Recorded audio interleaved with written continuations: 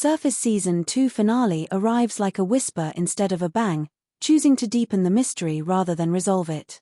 For viewers who have followed Sophie's long, winding road to self-discovery, the final episode is less of an answer sheet and more of a mirror, reflecting everything we've learned back at us but refracted through the hazy lens of memory, trauma, and identity. One of the show's most intriguing mysteries has always been Sophie's true origin, her parentage, her past, and how much of it is buried under layers of psychological fog and intentional obfuscation. And yet, even after 2 full seasons, the series deliberately avoids offering a concrete revelation about her ties to the powerful Huntley family. Yes, we learn more about her mother, Emma, and how she was deeply involved with the Huntleys, especially Henry Huntley, but the exact nature of this relationship remains maddeningly vague. Was Emma a lover? A liability? A threat? Or someone who stumbled upon secrets too dangerous to know? The series gives us fragments, a letter here, a photograph there, a whispered implication from a minor character, but no clear answer. Most significantly, it never flatly states that Sophie is Henry Huntley's daughter, though it toys with the idea, inviting viewers to draw their own conclusions without ever confirming anything. And in doing so, it remains true to its themes. This is a series not about solving puzzles, but about existing in the tension of not knowing, in the emotional space between curiosity and fear, between the pursuit of truth and the comfort of denial. Throughout Season 2, Sophie's search for answers continues to evolve. Where she once sought clarity about who she is in a psychological sense, her memory, her mental health, her sense of reality, she now wants to know the truth about her mother's death. Was it an accident? Was it orchestrated? Did the Huntleys have a hand in it? Or are they simply the unfortunate backdrop to a tragedy that was always meant to happen? Sophie becomes obsessed with the possibility of a cover-up, especially one involving the powerful Huntley dynasty. And yet, whenever she gets close, she's met with resistance. Henry Huntley himself proves to be a formidable wall, not through violence or confrontation, but through silence, legal protection, and calculated distance. He hires a lawyer to keep Sophie at bay, refuses to meet her, and thus sends a chilling message: if there are secrets here, they will remain buried. This evasion fits perfectly with the show's slow burn style. It's not a thriller where the villain monologues or the protagonist kicks down doors. It's a psychological web of misdirection, silence, and suppressed truth. And as Sophie pushes harder, trying to penetrate this veil, she finds herself more isolated than ever. Her search drives a wedge between her and nearly everyone around her, even those she once trusted. Enter James. His return adds yet another wrinkle to Sophie's already fragile world.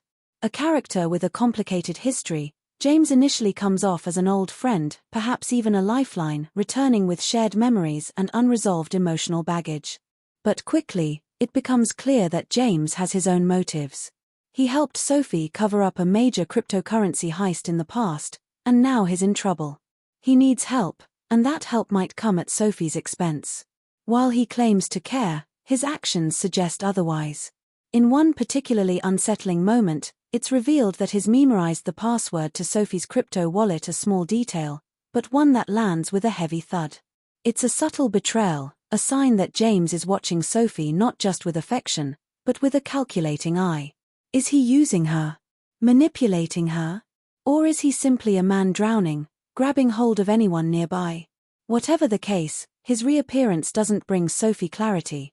It brings more noise, more confusion, and more doubt about who she can trust. This aligns with one of the show's core messages that memory is unreliable, and so too are the people we choose to remember fondly. Phoebe's sudden death near the end of the season further complicates matters. A journalist who had been investigating the Huntleys, Phoebe was one of the few characters actively pulling at the same threads as Sophie. Her death is ruled a suicide, but the timing is suspect. The series never directly accuses the Huntleys of orchestrating her demise, but the implications are clear. The way the story is framed, the way characters react, and the convenient nature of her death all point to a possible silencing, a final, fatal act in a long history of covering tracks. Whether Phoebe was on the verge of uncovering something monumental or merely a pawn in a much larger game remains unclear, but her death casts a long shadow over the finale. It signals to Sophie, and to us, that the stakes are not only emotional but potentially life-threatening. Truth, in the world of surface, is dangerous. And those who get too close to it often pay a price.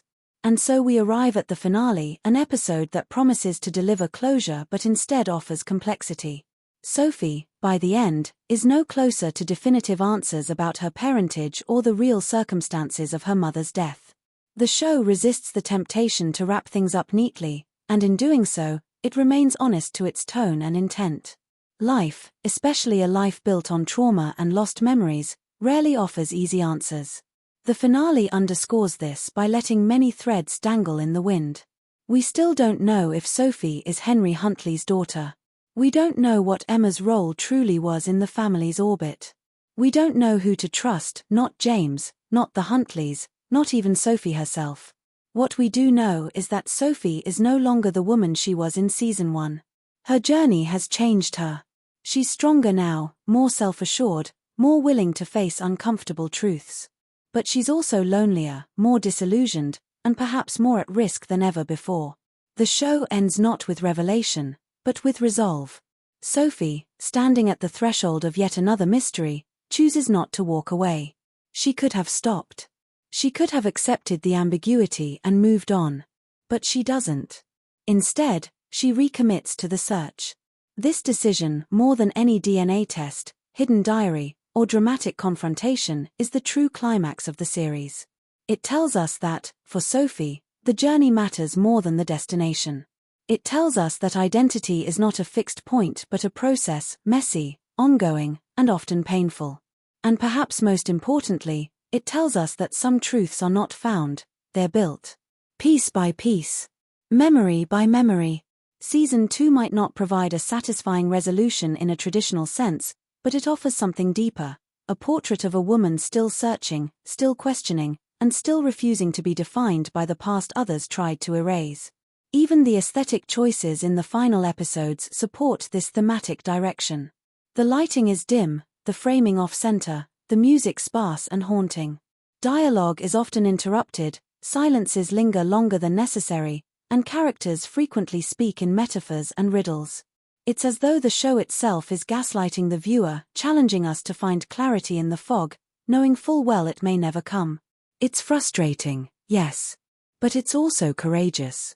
In a world where television often rushes to give viewers what they want, Surface dares to give them what they need, an honest reflection of what it means to live with questions that have no easy answers.